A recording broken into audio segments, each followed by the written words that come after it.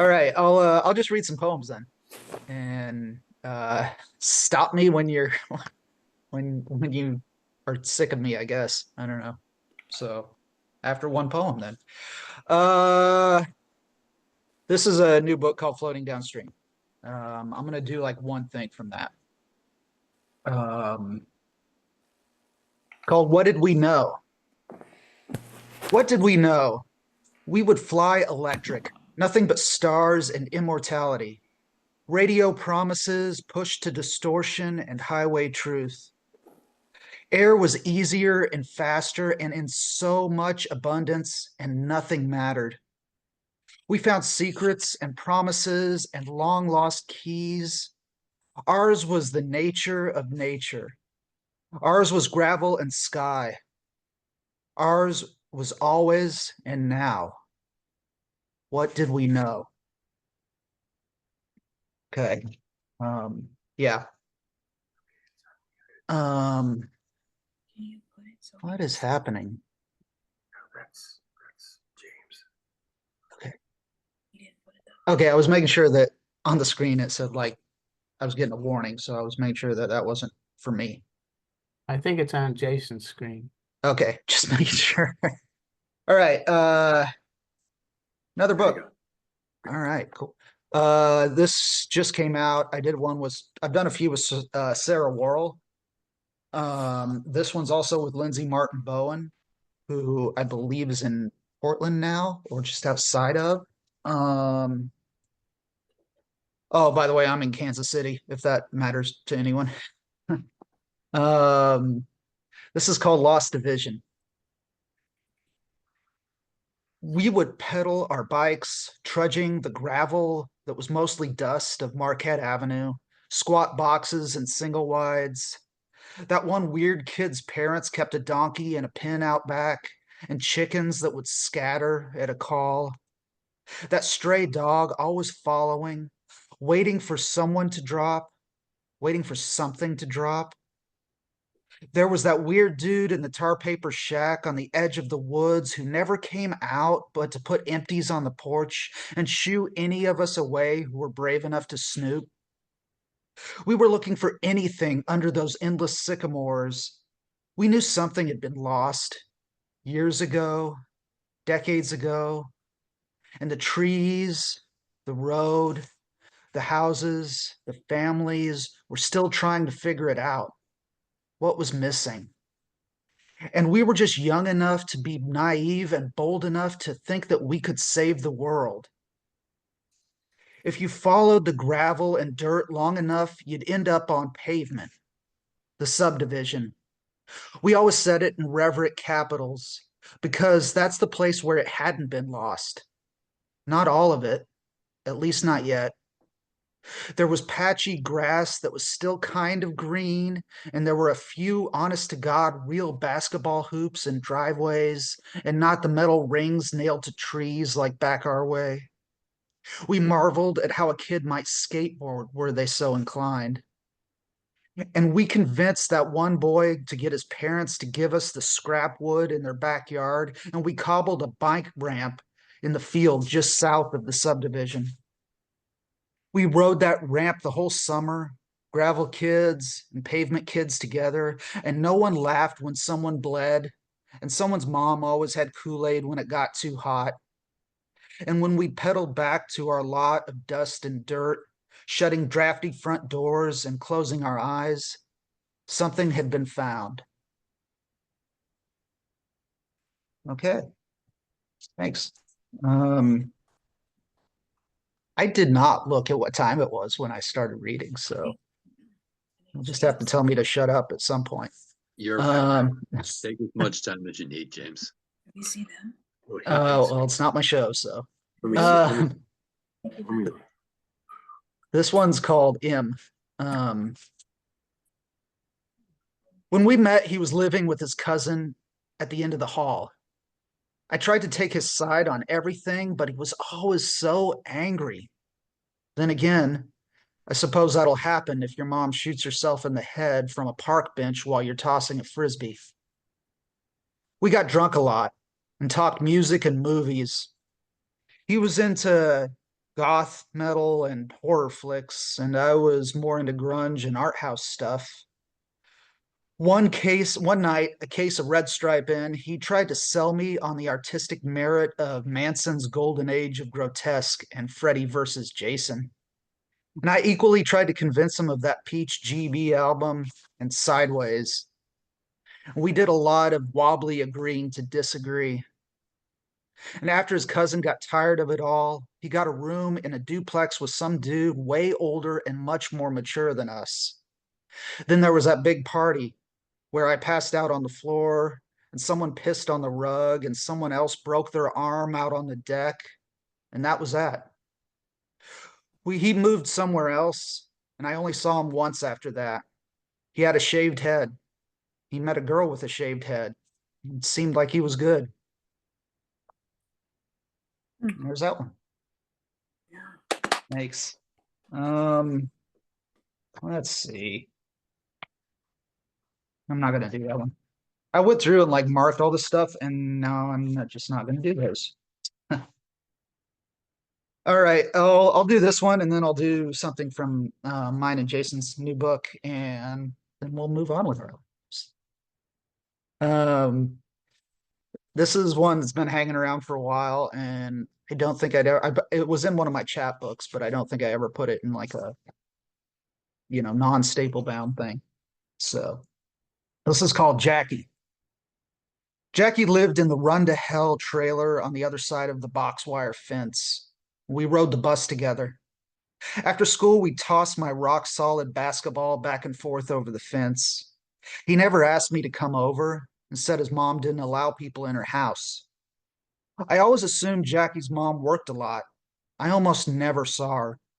Now I wonder if maybe it had more to do with those big men with the long beards and leather vests that rode the thunderous motorcycles and left empty aluminum cans and broken needles along the street.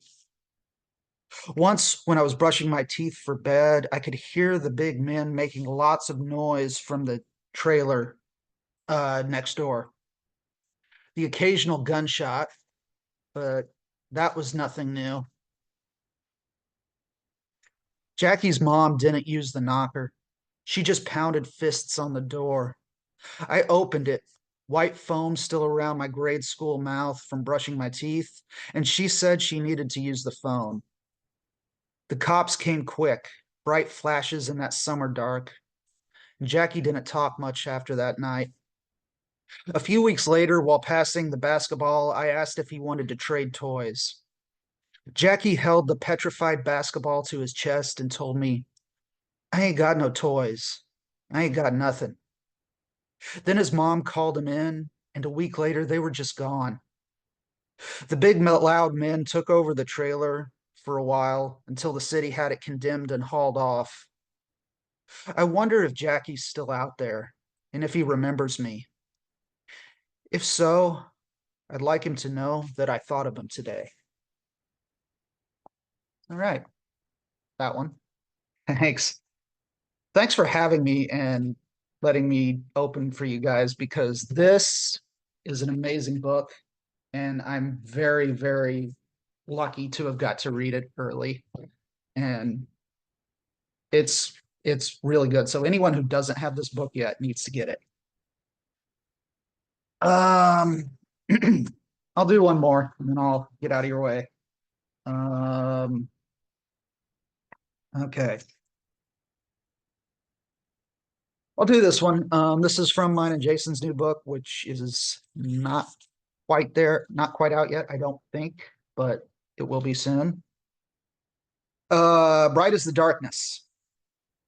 On moonshot nights, we ran, flashlights and shorts, brambles and boots.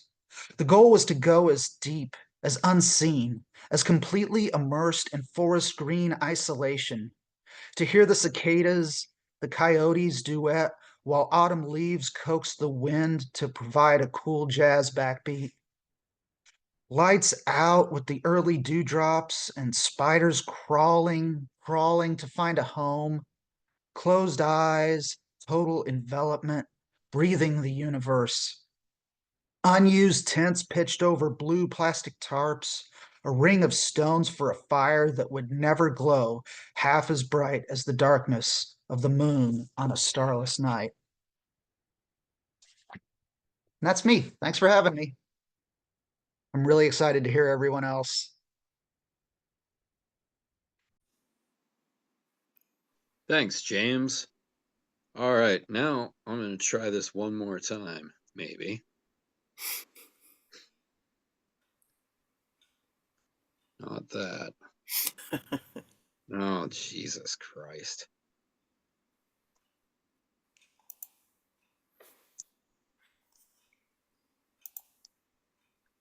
Damn it.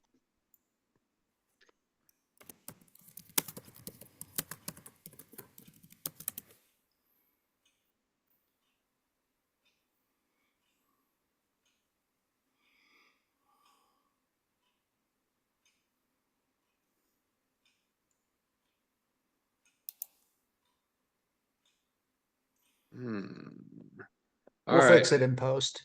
We'll fix it in post. Mhm. Shit.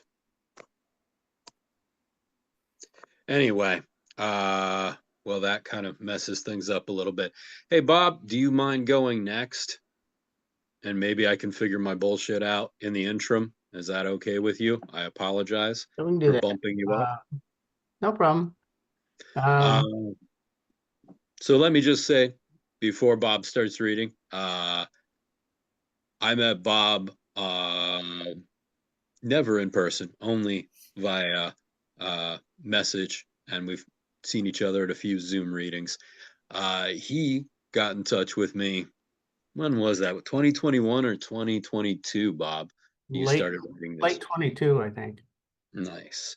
And asked permission to write some poems to photos that I took. And slowly, this has grown into a wonderful book called The Night Window, which should be out sometime early next year. And yeah, I'm very pleased with it.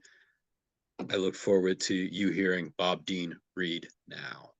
All right, Bob, take it away, brother. All right, thanks, Jason. Yeah, it's been great writing to Jason's photos. It's just like it's a process of deciding which ones I really can't write to instead of which ones I want to write to. So I've got a PowerPoint here, and we'll hope that this works. It'll show Jason's photos while I'm reading the poems, and it's just kind of a selection, the first and the last, and a few from in between on the manuscript here. Let me get to share. You should be seeing a photograph with a heading at the top, says The Night Window, with both of our names in it. Okay, so let me turn this into slideshow. Okay, so this is what we propose at this time for the cover photo, which goes along with a poem in the book that's not the title poem. But it's the only photo in color, and it'll be in black and white inside the book. So we're thinking it kind of works as a cover photo, and it's kind of maybe more catchy than a black and white photo on the cover. So anyway, The Night Window. And I got to change glasses so I can read. The way this is set up is that the title of the poem or text comes first, and then after the colon comes the location where Jason told me that he took the photo. So this is called Breath of the Lord, and if you can see my cursor there, I've got it on a little thing that says "Save Me" that's on the side of the building here. That was what drew me into this one. Breath of the Lord. Whisper strokes the beard of earth, rolls in on clouded chariots, stutters through the break of trees, neglect of weeds, a sotto voce of times past, lives moved on, the arterial bypass of freeways from one congested heart to another, the lowered pulse of voided humanity, the spaces we left behind, the endangered species of memory. This is what I hear in the dooryard of my 71st year, approaching the tumble-down patchwork of what's to come, calling out hellos to the shadowed dormouse, blinded eye windows, at last recognizing the save me handiwork emblazoned under the eave, the scroll that made me stop and get out of the car, realize at just the moment I knocked that this is the place from which I embarked. No longer does a voice cry out in the wilderness. I have prepared the way, and when the door opens, I flicker like a candle's breath across the face of the water. I love this. This is one of my favorite Jason photos. It's taken in Blue Mound, Illinois. It's a prose poem called Old Style. And thing to notice is, of course, the Old Style sign there and these silos there in the car out front. This is the place where Slim overlooked the peeling corner of your fake ID and poured you a cold one because you were from the neighborhood and Slim's brother worked with your dad at the ball bearing factory and Tiny Spinetti's Neorealist cards were accepted currency all over town. This is the place with the best beef jerky and Cracker Jacks in the county and where Madge's pink skirt hiked up to mid-thigh when she wiped down the high stool tables. This is the place out back of which you and Albert Gutzman got into your one and only fight. The place where legend says John Dillinger and Pretty Boy Floyd used to hang out between bank robberies. This is the place where guys in VFW jackets left their Harleys unchained and refought Inchon, Heartbreak Ridge, and a hill called Pork Chop, while a few college boys home on break debated the location of a place called Vietnam, and old men in John Deere and AFL-CIO caps puffed Luckies, Winstons, and Camels, there above them a skeptical haze of Khrushchev, Cuba, and Berlin. Flippers and kickers pinged and dinged from one wall, steel points thunked cork on another, the crack of a 9-ball break came from a side room, money rustled from hand to hand. Mysterious metal ribs across the street kept watch, holding their breath, poker chip towers marching into the vanishing point of history. The GMC out front is not the jalopy you remember, souped up by crazy Eddie Nitschke. And you wonder, if you walk through the door right now with your chip-embroidered plastic license and Wi-Fi earbuds, if you can still get an Old Style in a frosted mug, if Slim still remembers, if the air is still drunk with glory. This one's called Subject to. Jason says it was taken at Weirton, West Virginia. He seems to like West Virginia a lot. Yes, it's a cold day in hell here at random checking. We probe everywhere, groin, spleen, thyroid. What's inside that left eyeball? Never mind, we'll find it. Body cavity, we don't search them, we make them. We prefer a one running start. You want in, we want, you want out, we want in. What'd you have for breakfast? Yesterday. We want to know. We keep spreadsheets, actuarial tables, risk neutral measures. We report to everybody. We use linotype, teletype, genotype, stereotype, and for a nominal fee, we'll archetype. Perhaps you misunderstood the sign. We don't check randomly, we check for randomicity. Think your event horizon is undetectable? Think again, Einstein. Nothing escapes our probing metal fingers. Oh, and your ID? We already have it. Pondering that call box now, huh? The one labeled phone? Go ahead, try and open it. It might work, might not. There's the phone there. Temporarily condemned, Zanesville, Ohio. Please pardon our inconvenience. Our world, it seems, has gone to hell.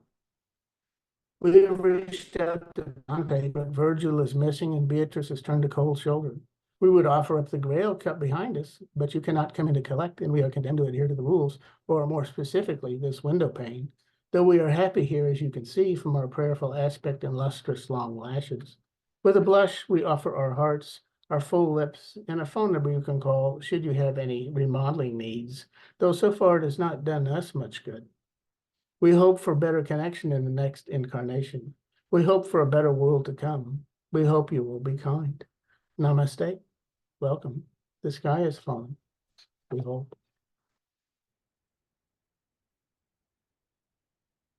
The Hang Up. Again, West Virginia. I think this was one of the first ones I did, Jason. Not the first, but early. Just the thing to notice here is just the phone broken. They hear it in Ohio, Pennsylvania, the cotton fields of the Llano Estacado, the Gator Lands of South Florida, the bottom of Crater Lake. Tsunami warnings siren across the Pacific. 3 mountains in the Hindu Kush implode. Blood stains your connection to civilization. You didn't know Bakelite could cut so deep. It's 1983 and she's told you don't call her again, no matter if you're lost in the woods in Hicksville or wherever, falling off a cliff. Sinking in quicksand, goodbye, good riddance, good God. Hasn't she had enough? Haven't you?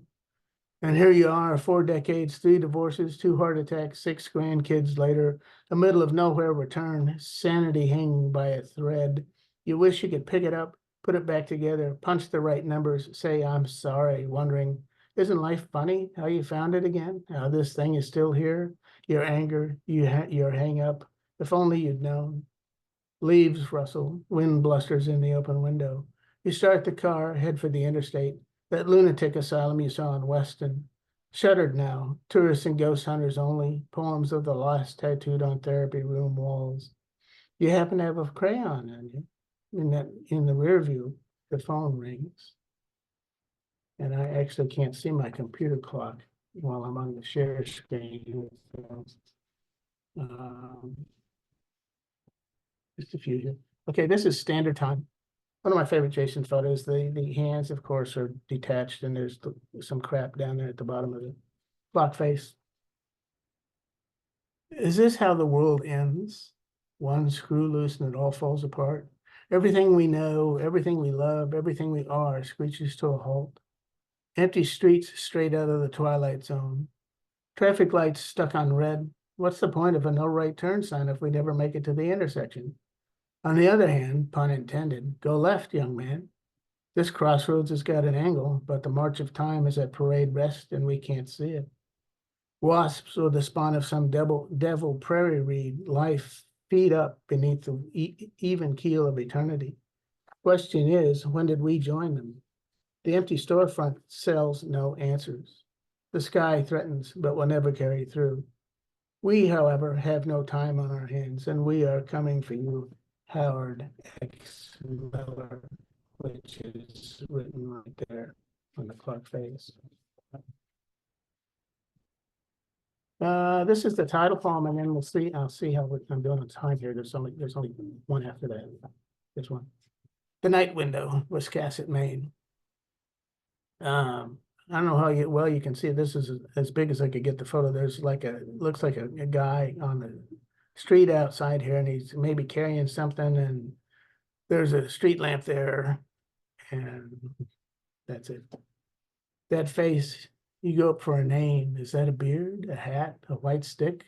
Could he be blind, staring straight ahead like that? Do you know a blind man? You did once, maybe. Sunday school, Homer, Milton, Beckett, the knife thrower at the carnival when you were 10.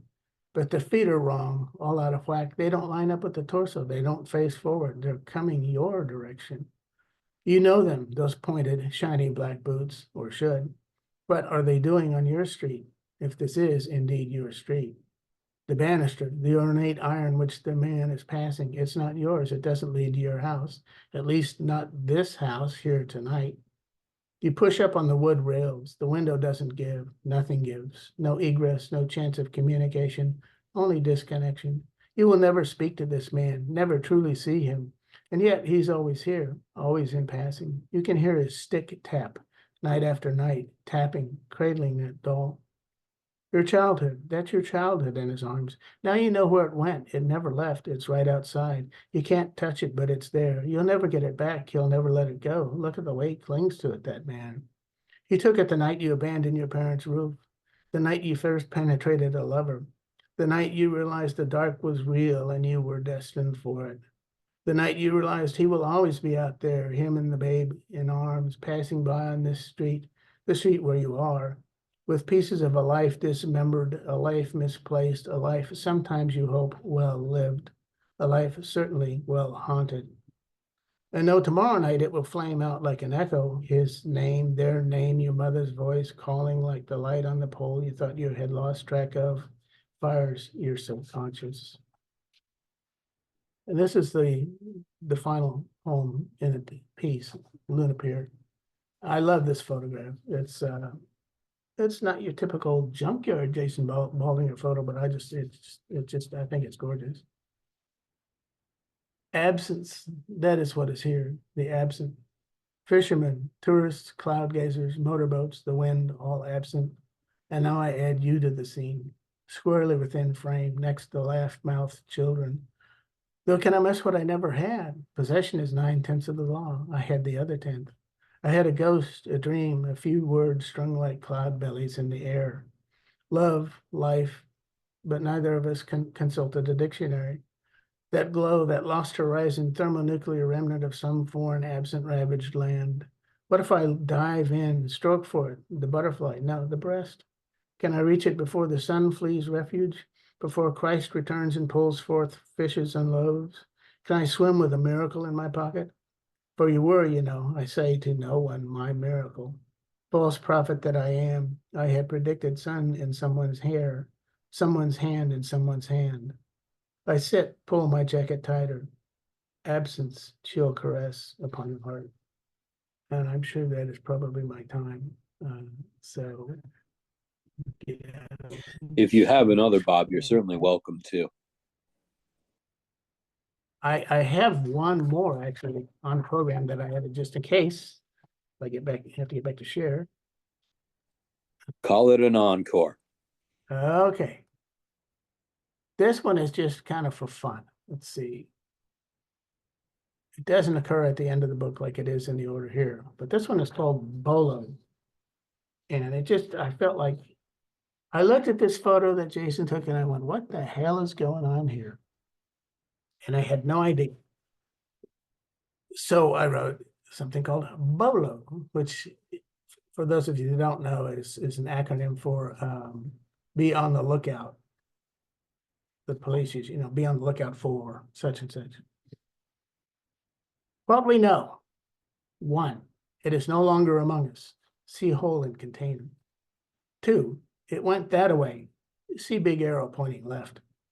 3, it is very powerful. See metal punched open from inside. 4, at least 3 vehicles were not involved in escape. See license tags nailed to barn. 5, it did not go down the manhole. We looked. What we do not know. 1, what it is wearing, if anything. 2, what alias it may be traveling under. We booked it as a John Doe, and yes, we looked. 3, if it's armed, though we know it's dangerous. See number 3, what we know above in our gut instinct. 4, when exactly it escaped, though we presume in the wee hours. We may have seen something of it in our nightmares. 5, what exactly it is, even though we looked. 6, why there is a manhole on this farmstead, or a cage with an arrow on top, for that matter. For purposes of this bolo, we have assigned it, codename Fear. If you live in this vicinity, lock your doors, bolt your windows, do not traffic with strangers. Report your suspicions to the authorities. We will take it from there, though 2 deputies did not report in today, and Orville is hitting the bottle again. Rest assured, Big Brother is watching. Wilbur was catching some Z's when this happened. Wilbur has been disposed of, seeing manhole above. And we always get our man or it or whatever. We repeat, there is no need to panic, even though we are 1, understaffed, 2, outgunned, 3, like Alice down the rabbit hole, aka manhole, see above, though why she was down there, Alice didn't say, even at 10 feet tall, like Grace Slick said she would. We will take no questions on fire, famine, plague, or pestilence during this briefing. No questions on lying in made beds. Fear is the issue here, and the only thing we have to fear is, well, you guessed it. That's it. Thank you, Bob. That was awesome. Yeah. And we're thinking maybe spring. We're thinking maybe spring on that, Jason. I would think maybe spring. Yeah. Yeah. Soon enough. So, up next will be Cheryl Rice. I'm on my 3rd device at this point in time. I'm just burning through technology as we go. So I think I understand what I'm doing, Cheryl. Okay. So a photo may or may not appear while you read a poem. Well, you know what? I have the book at hand, and it's not going to be the same, but I could flash the Well, appropriate. yeah, if it gets to that point, Okay. we can make it work that way. All right. But let me introduce you first. Okay. This is Cheryl Rice, who is from Kingston, New York. I met her up in Albany while reading with Becky at one point in time. We've hung out at Max's in the North Side here, Awesome. and yeah, we had a great time. Uh, she bought a copy of Lazarus off me, as I recall, as it was coming out. And I got a message from her a couple weeks later that said she was having a blast free writing to it and said, I'll keep you posted if anything comes. Well, almost a year later, I got a manuscript called Faith is a Storefront in Denora. Am I saying? I'm going from memory, so please I correct. guess it's Denora, PA. Yeah. Yes, very good. So possibly late next year, I will be reissuing Lazarus with Cheryl's poems, which I'm very excited for. So without further ado, here's Cheryl Rice, and I will try and. What are you reading first? Is it I am reading Ben Hur Life first. okay? I will get that while you start reading. Yeah, if that happens, that would be great. I wasn't really thinking of a book at first. I was thinking I want to write, but I don't want to think about it. So I just riffed off these photographs, 10 minutes a day, and came up with a manuscript that I shared with Jason. And if it happens, it's great. If you can get a copy of Lazarus, this is probably backwards, isn't it? If you can get a copy of this book, it's just wonderful. But it was very helpful to me. So I'll read the first poem called Ben Hur Life. And all the poems are just set in central US. Not too many people involved. And I'll leave it at that. Ben Hur Life. Are there chariots parked behind these marble walls? A meter measuring centuries, they remain motionless, brass wheels corroding? Or is it insurance, a dare to like this noble warrior, watch stopped at race's end, no band-aids, no next of kin? Is it the remnants of a Hollywood set abandoned to the residents of Crawfordsville to use as they see fit? The wall is retained, mock-up of bathhouses on Monongahela shores, flock to look like Egypt, all return to their former Cinderella states, only remains of the small city's 15 minutes of fairyland. Who was the star? Theda Bara, eyes smeared with coal, miner's envy. Charlton Heston in the crowd, a child then too small to pull the trigger. Or the lions toothless, horses sped up on film, saddles padded to disguise swayed backs, knobby knees. Perhaps just a monument to retail legend departed, college bar that has seen more dignified days. The curse of marble is how it teases at immortality while crossing fingers behind its mineral back. Hard drilled etchings outlasting flesh and blood heroes, circling the sun, coming to rest at the edge of time's expiration.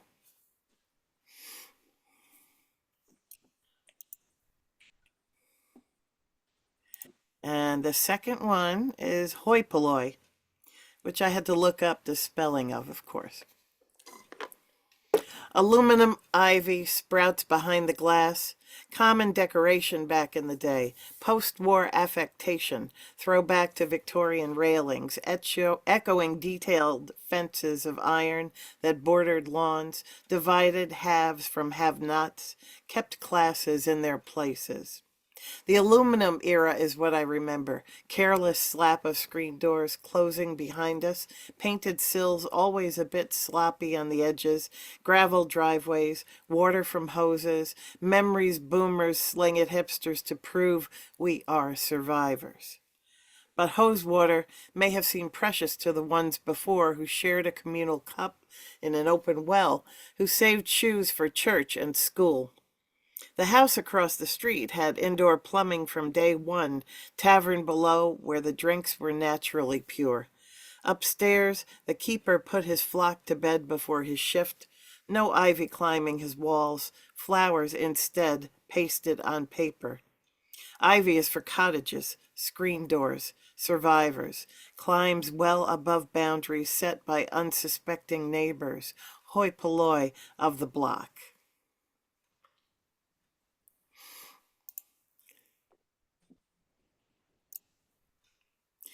And then faith. Faith is just a storefront in Denora, PA, solid block letters stenciled on the wrong side of the glass. Faith's pristine condition, ironic in shambles that is the shop behind it, tarps collapsed over jumbled wooden cases, stacks of plywood roughly arranged in size order. Is faith related to the resurrection of this space? Faith the chaos behind the glass as it should be? Churches use faith as spackle to fill in gaps in the sales pitches, kicking the narrative upstairs, invoking divine intelligence that has not yet chosen to share the wealth of complete understanding. I have more faith in plywood, everlasting paint, permanence of water stains on the canvas than in a bill of goods stuck together with a song and dance tape, not worthy of human consumption. Faith is a name for a third daughter when hope and charity are already taken, only charity among them having any sense.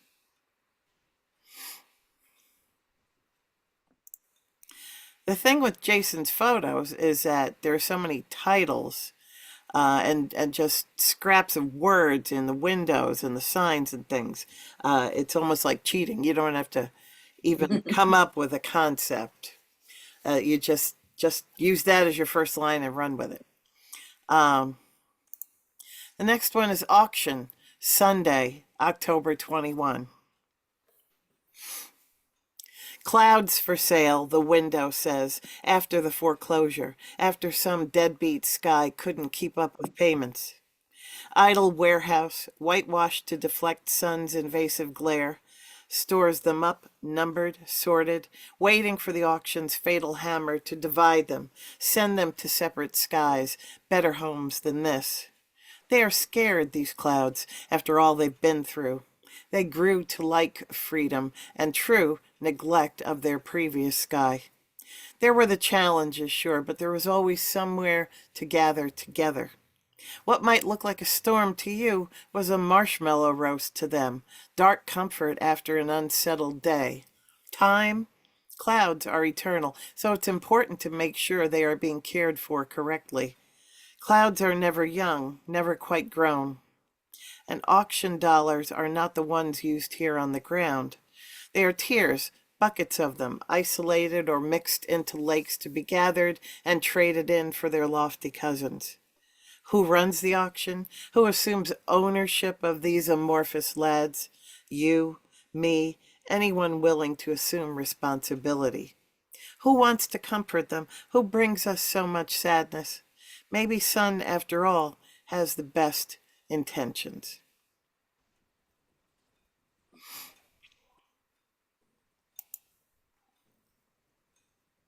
And the next one may be the first semi-positive portrayal I've seen of Lazarus, and it's called Lazarus. Shop of second chances for discerning hosts of born-again bon mots. Lazarus rises from the sidewalk each morning with the sun after a night of little death, sleep a kind of checking out. Lazarus opens his doors in the morning, takes in a big breath of retail, dusts the empty streets with a tongue of surprise. He never expected this, a sort of glory in every new awakening, gums peddling gratitude, now a part of his DNA. Some days the sun itself has called in, and even a sky full of clouds. Maybe precipitation is enough to sing about. Good days arrive in different disguises, but are good just the same. Lazarus the shop aspires to appeal to both living and dead, the dead tougher nuts to crack than you might imagine. They've seen so much, bore easily. Their purchases are based mainly on need.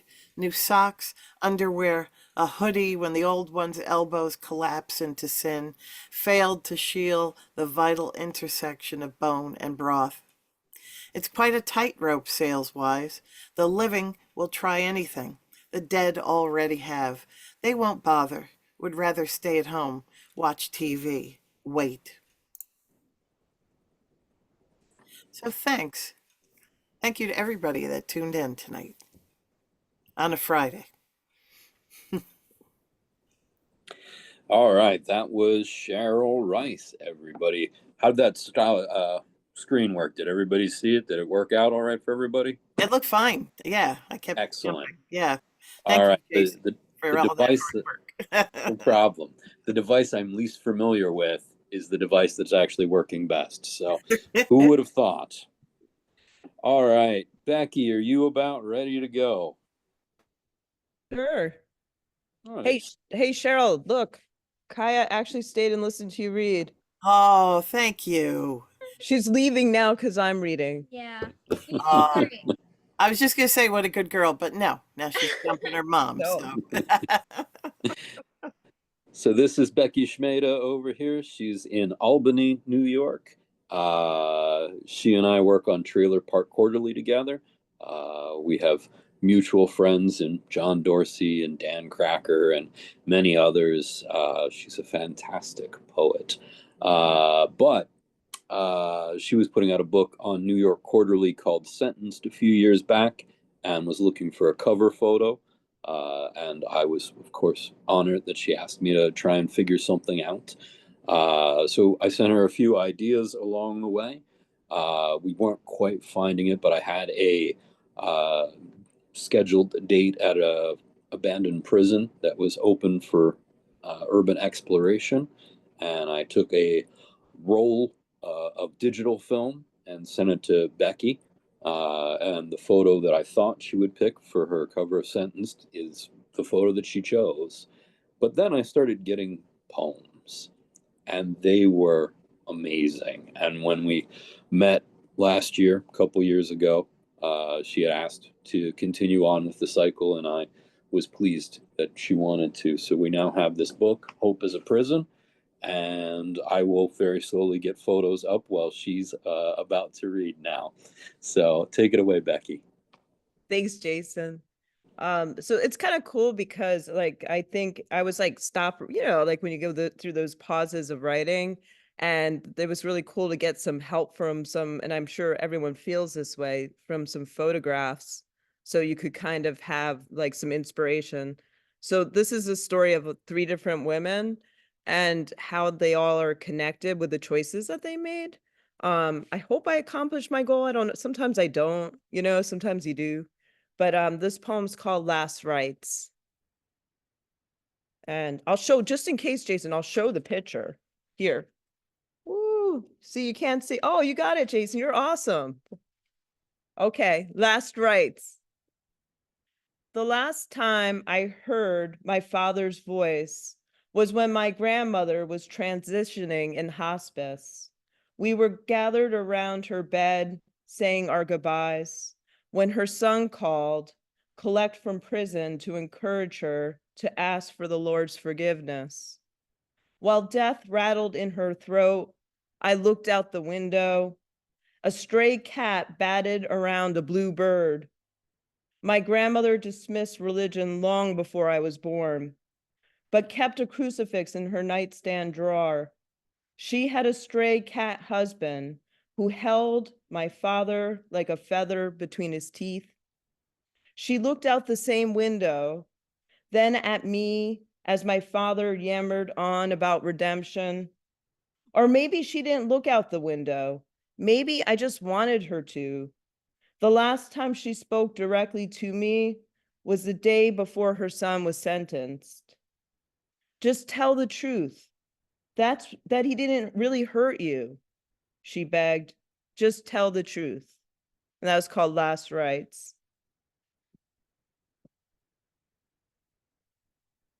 The next piece I'm going to read is called Acquiring Tools. And so the first one was the youngest girl in the story. There's like the prime character, and this one's about, kind of similar, but it's about about Liberty's mother. It's called Acquiring Tools. What Liberty doesn't understand is that she has it easy. I didn't have a mother or a father. I lived with my aunt and uncle. When my uncle said, go grab me a wrench, he meant bend over his workbench. A screwdriver meant open your legs.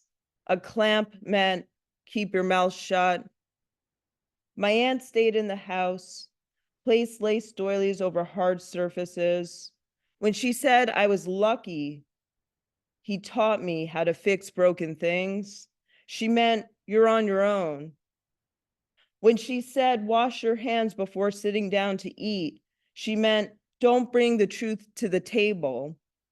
When we bowed our heads before a meal and my uncle said grace, it meant be thankful. It could always be worse.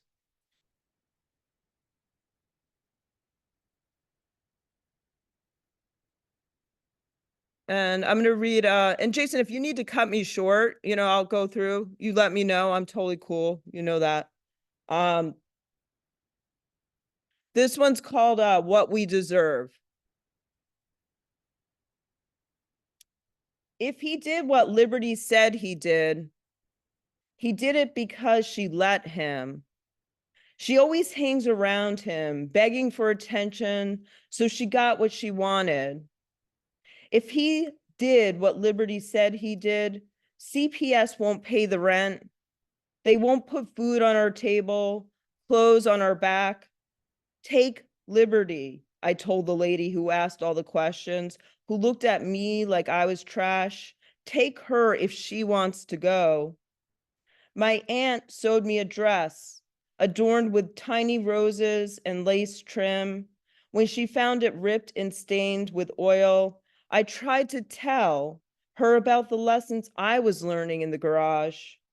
She didn't want to hear. Instead, she made me put the dress on and sit in front of the mirror. This, she said, is what little girls who deserve what they get look like. So that was written by the mother of the girl. So it's kind of like a generational abuse and the connections. I'm going to read In My Womb.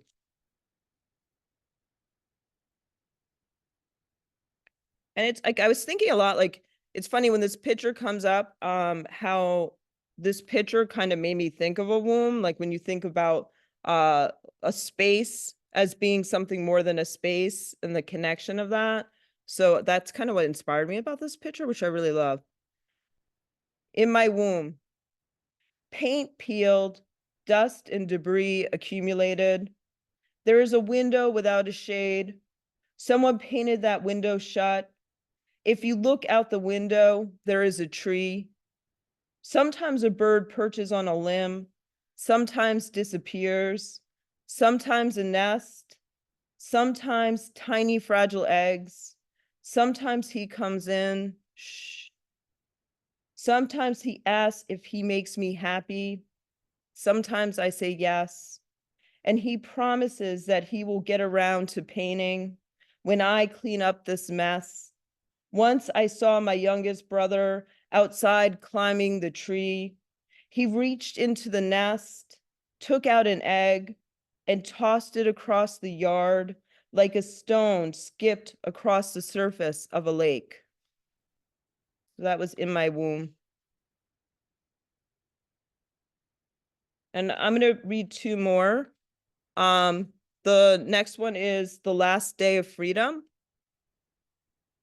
And this is talking like Liberty found a lot of safety in school. And I think so many, like as a teacher, I know that that's like a safe haven. And then all of a sudden you get, pushed back into your situation. So this is about that. The Last Day of Freedom. On the last day of school, I find a public library card with my name on it and a pink heart-shaped sticky note with the words, "Don't give up," written in perfect cursive. When the bell rings, I let everyone go out before me. When I get to the door, I wrap my arms around Mrs. Pinsky's waist. She smells sweet, like candy or roses. I look up at her, and a few raindrops fall on her cheeks and run down my face. If I didn't have a bus to catch, I would hold on to her forever. So that's, and the teacher is also kind of part of this whole, story. And it's kind of interesting to think how, no matter how we believe different things, we are also connected by just different experiences. The last piece I'm going to read is called My Choice. My choice. I stare at the ultrasound image of his child growing inside me. Can you hear that? The doctor asks. That's the baby's heartbeat. Even though the doctor knows the story behind my situation, he is sincerely excited. You have the gift of life inside of you, he says, the most precious gift of all. He tells me my choices are limited because the father isn't my father biologically, and the Supreme Court's recent ruling impacted the laws. You can keep the child, he says, approvingly, or you can give it away, he says with a frown. That's your choice. Oh, that's my choice. That was awesome, Becky. Thank you so much. Thank you. Thank you, Jason, for being amazing at coordinating. Because if I did it, we would still be on like one picture like 2 hours ago. Well, Thank you, everyone. I'm doing the best I can. I'm learning on the fly. It's getting smoother, I hope, as the night goes on. Sorry, and thank you for sticking with me early on while we were ironing things out. I wanted to share this James Benger photo, or this Jason Baldinger photo, with a James Benger broadside. Now, we'll cap it off that way. So this photo is from Matewan, West Virginia, and this poem is called "Look Out for Locomotive." When the new book "Waiting on Hummingbirds" comes out, which again we'll do a Zoom reading on December 6th for, you'll be able to get that book, and this broadside will come with that, or with any of our other 4 books, because we've been busy writing letters back and forth to each other for years now. Anyway, this poem is called "Look Out for the Locomotive." A sign as pointless as this life, he thinks, approaching the tracks. Tattered pack on back, beer can empty of liquid, but full of butts in one hand, a fresh but not cold one in the other.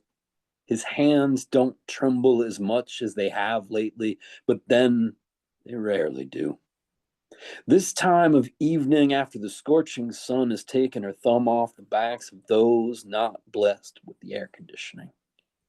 He walks to the center of the tracks, right in front of the sign, sits down on the decaying ties, plops his aluminium ashtray in gravel, and takes a long swig of the cheapest beer on the bottom shelf.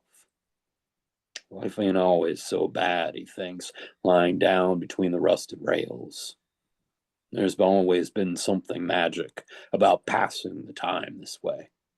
It's not only the potential danger, but it is that too. He lights a fresh one, takes a long drag, rests his head in his hands, and thinks of anything. All right. So, on behalf of James Benger, Robert Dean, Cheryl Rice, Becky Schumejda, and myself, I want to thank you all. That was a marvelous, marvelous reading. If anybody needs to get in touch with you to get books, how may they do that? If you want to shout it out, you're welcome to. I'm going to put my email in the chat if anybody's interested. I'm such a friendly type. Yeah. Very good. I believe we did record this, so hopefully James will have a rendition of it for everyone at some point in time. And unless you guys want to BS a little bit. I wish a fun Friday evening.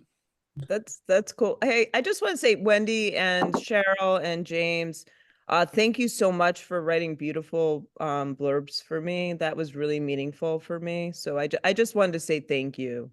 I don't I do just it for have so much everybody. respect. It's I've an said amazing no. book. I'm really honored to have got to read it early, and it's you make the job easy when the book is that good, you know? Yes. Yeah, I thank you very much. 'Cause I really, really appreciate it for everyone. Yeah. And Bob, it was a pleasure to hear you read. Well, thank you.